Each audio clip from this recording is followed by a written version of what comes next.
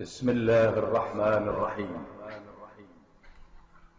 بسم الله المحيط القديم الأزلي الذي خلق الكون والأكوان وأمدها بقدرة هيبته وفرض سلطانه على كل ملك وجني وشيطان وحاكم وسلطان، فخافته جميع مخلوقاته وأذعنت وسجدت وأجابت دعوة اسمه العظيم الأعظم لمن تكلم به، وأسرعت بالبراهين المحكمة في جميع قلوب المتصرفين بسر بطد زهج واح.